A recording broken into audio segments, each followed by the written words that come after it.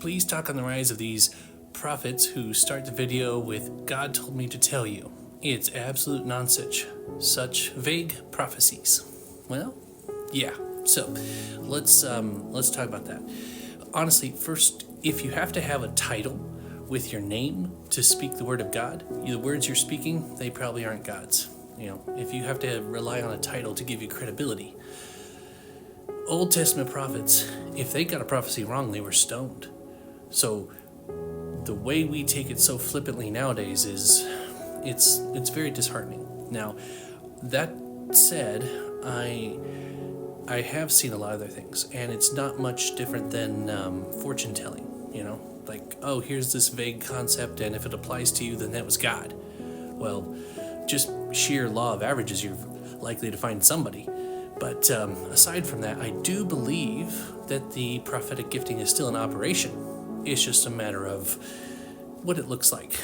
Do I believe God could speak to somebody through this app? Sure. If he can prophesy through Caiaphas, he can do anything he wants. But I have had experiences with genuine prophetic giftings.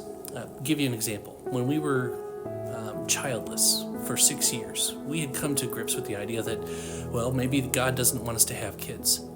And so we made the decision, okay, well, we're just going to trust God no matter what. And maybe, we were in children's ministry at the time. We were just going to treat those kids like ours. We can get them all sugared up with candy and send them home to their parents. The 6th Father's Day that I experienced without having a child, a person who I respect in the church came to me. He said, "I saw you weren't standing with the other fathers." And I said, "Yeah." And he said, "I felt like God was telling me that by next Father's Day, you're going to stand with the other fathers." And normally when you get a word like that, you just kind of hold on to like, okay, well, that'd be cool. But that's just one person's word.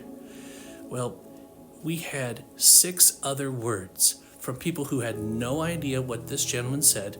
A lot of them didn't even know each other, all telling us that we were going to have a child, that she'd be a girl, and that she'd be born healthy. Well, guess what? On that following Father's Day, my wife was pregnant. So guess what I got to do? I stood up, and let me tell you, I was the first one standing. So the prophetic gifting is real. I've experienced it firsthand, but the stuff I see on TikTok is nothing like that.